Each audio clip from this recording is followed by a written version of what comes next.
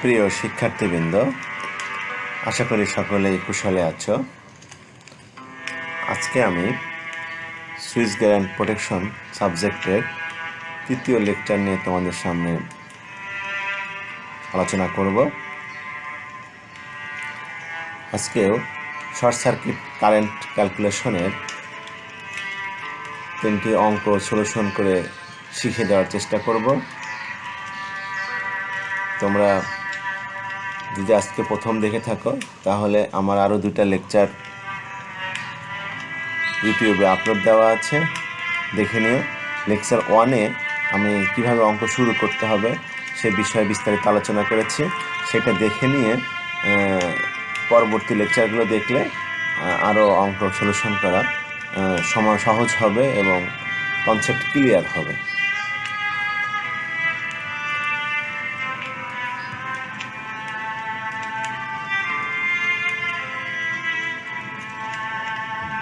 আজকে যে অঙ্কটা করব সেই অঙ্কগুলো আগের অঙ্কের মতোই, কিন্তু এখানে একটা জিনিস দেখো, এখানে একটা জিনিস লক্ষ্য করো যে বাস বারের মাঝে একটা রিঅ্যাক্টর দেওয়া আছে। এই জন্য আমি এই অঙ্কটি আলোচনায় তুলে ধরেছি। এখানে বলছে ফল্ট, এখানে ফল্ট হয়েছে, এইখানে আমাদের শর্ট সার্কিট কারেন্ট কত হবে। তাহলে এখানে জেনারেটর দেওয়া আছে 1টা 2টা 3টা 5টা জেনারেটরেরই কিন্তু কেভিএ এবং শতকরা রিঅ্যাক্ট্যান্স সেম, ফলে যে কোনো একটার বের করলে সবগুলোর পেয়ে যাব। অঙ্ক বড় মনে হলেও ক্যালকুলেশন ছোট হবে। তারপরে রিঅ্যাক্টরের বের করব, তারপরে আমরা ট্রান্সফরমারের বের করব। একটা জিনিস খেয়াল করো যে আমাদের প্রথম কাজ কি হয়, প্রথম কাজ হচ্ছে বেস কেভিএ ধরা। তো বেস কেভিএ কত ধরবো, এখানে একটা দেওয়া হচ্ছে 200, 100 আর দেওয়া হচ্ছে 100। তাহলে আমরা সবচেয়ে বড়টা ধরবো যে 200 কেভিএ। তাহলে আমরা ধরে নেব বেস কেভিএ 200, বেস কেভিএ ধরে নিলাম 200। আমি পাশে অঙ্কটা রেখেছি তোমাদের ওই বোঝার সুবিধার জন্য। আসলে এখানে আঁকতে হবে না, এটা সলিউশন পরীক্ষায় সলিউশন করতে গেলে। তো বেস কেভিএ ধরে নিলাম 200। তারপরে আমাদের কি করতে হয়, আমাদের করতে হয় হচ্ছে যে প্রত্যেকটা ডিভাইসের বেজ অনুযায়ী শতকরা রিঅ্যাক্ট্যান্স। তার ডিভাইস প্রথমে আমাদের কি আছে, জেনারেটরের বের করলাম। যেহেতু সব জেনারেটর এক, সেই জন্য আমি লিখেছি বেজ অনুযায়ী 5টি জেনারেটরের শতকরা রিঅ্যাক্ট্যান্স x1। তাহলে x1 আমাদের সূত্র অনুযায়ী সূত্রে ফেলে দিলাম, মান বসিয়ে দিলাম।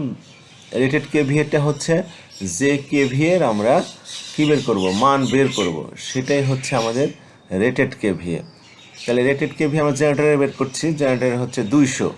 আর বেস কেভিএ তো আগে ধরে নিব, কিন্তু এখানে ওই কেভিএর ওই ডিভাইসের রেটেড কেভিএ এবং বেস কেভিএ সেম, যেহেতু ওইটি সবচেয়ে বড় এবং বড়টা আমরা ধরে নিয়েছি, এই জন্য ঘাবড়ানোর কিছু নাই, সেম হতেই পারে। কারণ অঙ্কের ভিতরকার যে কোনো একটা ডিভাইসেরই তো আমরা কেভিএ বা এমভিএটাকে বেস কেভিএ হিসেবে ধরে নিচ্ছি। তারপরে বের করব কিসের, আমরা রিঅ্যাক্টরের শতকরা রিঅ্যাক্ট্যান্স বের করলাম সূত্র অনুযায়ী, সূত্র লিখেছি, সূত্রে তারপরে মান বসিয়ে দিলাম। এখানে লিখছি শতকরা রিঅ্যাক্ট্যান্স, অর্থাৎ যার যে ডিভাইসটার বের করব সেই ডিভাইসের যে শতকরা রিঅ্যাক্ট্যান্স দেওয়া থাকবে সেইটা। তারপরে বের করব ট্রান্সফরমারের সেম ওইরকমভাবে বের করলাম। ট্রান্সফরমারে বের করার পরে এখন আমাদের কি কাজ হবে, এখন আমাদের কাজ হবে মোট রিঅ্যাক্ট্যান্স বের করা। মোট রিঅ্যাক্ট্যান্স বের করতে গেলে আমি আগে অঙ্কে বলেছি যে এই সার্কিটটা যেভাবে দেওয়া আছে, শুধু যে কয়টা ডিভাইসের আমরা শতকরা রিঅ্যাক্ট্যান্স বের করেছি সেইটা সিম্বলের পরিবর্তন হয়ে সেই রিঅ্যাক্ট্যান্সের সিম্বল দিয়ে আমরা অঙ্কন করব। তাহলে এখানে আমাদের জেনারেটর দেওয়া আছে কয়টা, আমি যে পাশে চিত্র দিয়েছি এই চিত্রটা তোমাদেরকে দিতে হবে না, এই চিত্রটা আমি দিয়েছি তোমাদেরকে এখানে বুঝিয়ে দেওয়ার সহজ হওয়ার জন্য। তাহলে দেখো আমাদের জেনারেটর আছে 4টা, এই জেনারেটরের 4টার জন্য এই 4টা রিঅ্যাক্টরে আমরা প্রতিস্থাপন করলাম। অর্থাৎ ওখানে জেনারেটরের সিম্বল দেওয়া আছে, আমরা যেহেতু শতকরা রিঅ্যাক্ট্যান্স বের করেছি বেজ অনুযায়ী, সেই জন্য এখানে আমরা রিঅ্যাক্টরের সিম্বল দিয়ে আঁকলাম এবং যেগুলো মান বের হয়েছে আমার x1-এ প্রত্যেকটারই সেম হবে। তারপরে দেওয়া আছে যে রিঅ্যাক্টর দেওয়া আছে, এটা রিঅ্যাক্টরের একই সিম্বল, শুধু আমাদের এখানে দেওয়া আছে হচ্ছে নিজস্ব, আর সেটা আমরা বের করেছি বেজ অনুযায়ী। তারপরে ট্রান্সফরমারের এইটা আমাদের এখান থেকে এইটা ট্রান্সফরমার যেখানে ছিল সেখানেই অঙ্কন করেছি। এই সার্কিটে সংযোগের কোনো পরিবর্তন হবে না, দেখো যেটা যেখানে ছিল সেখানেই আছে। আর জেনারেটর এই পাশটায় কোনো সংযোগ দেওয়া নাই, তার মানে এই পাশটা আমাদের নিউট্রাল। এটা অঙ্কন করার সময় থেকে বুঝতে হবে, এই জন্য যেটা নিউট্রাল আমরা একটা সংযোগ দিয়ে রেখেছি। আর এখানে হচ্ছে ফিডার ফল্ট হয়েছে এই পাশে। এইভাবে আমরা অঙ্কন করে নিলাম। অঙ্কন করে নেওয়ার পরে এখন আমাদেরকে জটিল নেটওয়ার্কের মতো করে সলিউশন করতে হবে, অর্থাৎ সিরিজ প্যারালাল, যেখানে সিরিজ সেখানে সিরিজের সূত্র ফেলবো, যেখানে প্যারালাল সেখানে আমরা প্যারালালের সূত্র ফেলবো। তাহলে এখন আমরা খেয়াল করি এই দুইটা কি আছে প্যারালাল, এবং এই তিনটা আছে প্যারালাল। তাহলে প্যারালালের সূত্রের সাহায্যে আমরা এই দুইটাকে একটা বানাবো, এই তিনটাকে একটা বানাবো, এই দুইয়ের মাঝখানে থেকেই যাবে, যেরকম ছিল সেরকম থেকে যাবে।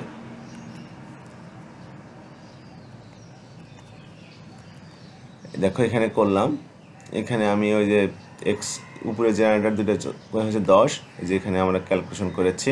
প্যারালালে যেহেতু দুইটা আছে এই জন্য দুইটা থাকলে উপরে গুণন নিচে যোগ, সেই সূত্রের সাহায্যে করলাম। আর এক্স এটা নাম দিয়েছে x5, তুমি অন্য কিছু দিতে পারো, নামকরণের জন্য কোনো নির্দিষ্টতা নেই। আমি এখানে x5 দিচ্ছি, এই সূত্রে ফেলেছি কেন, তিনটা দুইয়ের অধিক, দুইটা হলে এই সূত্র পড়ে, কিন্তু দুইয়ের অধিক হলে তখন আর এই সূত্রে ফেলা যাবে না, তখন আমরা এই সূত্রের সাহায্যে ফেলবো। ক্যালকুলেশন করে মান বের করলাম, সেটা হচ্ছে x5 বের হয়েছে 6.67%। এখন আমাদের দুইটার কাজ হয়ে গেল।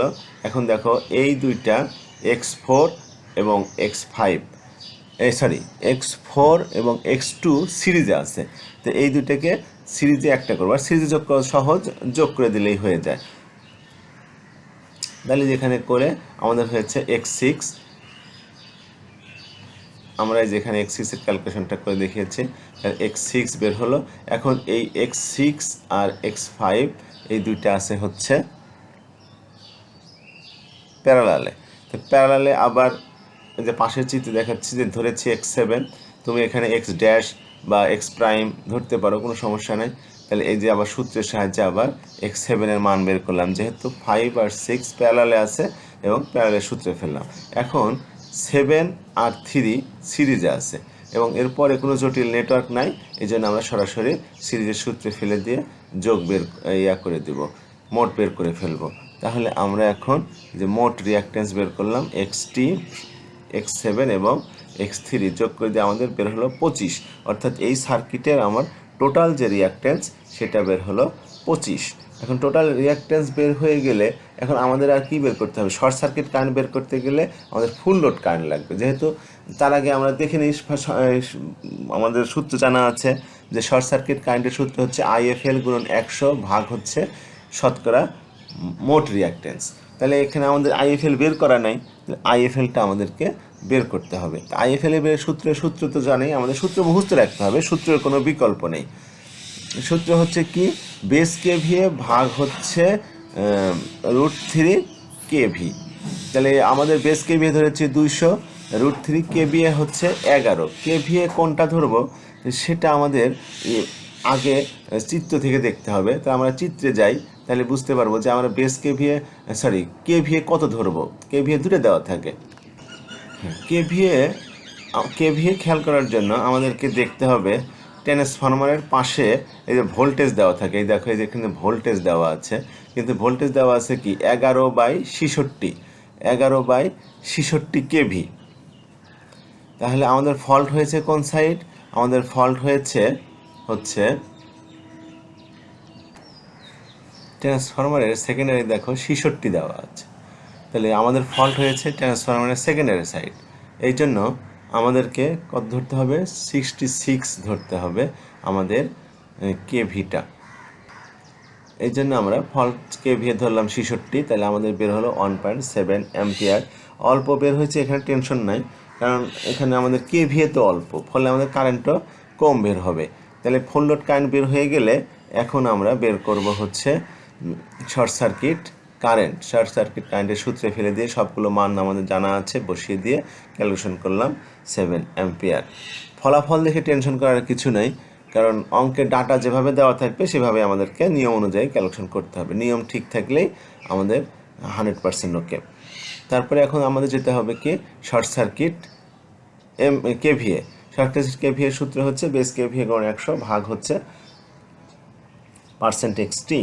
মান বসিয়ে দিলাম, যেটা বের হলো সেটা হচ্ছে আমাদের মোট যে শর্ট সার্কিট কেভিএ সেটা আমাদের নির্ণয় হয়ে গেল।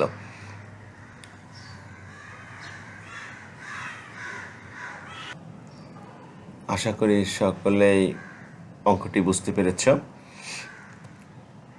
আমাদের এই একটা অঙ্ক সলিউশন করে দেখালাম। একটা অঙ্ক ভালো মতো বুঝতে পারলে শুধু অল্প একটু পরিবর্তন, সেই পরিবর্তনগুলো দেখে নিলেই সব অঙ্ক পারা যাবে। সেটা দেখিয়ে দিলাম যে অল্প একটু যে পরিবর্তনটা আছে, বিশেষ করে তোমাদের মোট রিঅ্যাকট্যান্স বের করাটাই হচ্ছে একটু জটিল। তারপরে সব তো কিছু সরাসরি সূত্রের মাধ্যমে ফেলে দিলেই হয়ে যাচ্ছে। ধন্যবাদ সবাইকে মনোযোগ দিয়ে ভিডিওটি দেখার জন্য।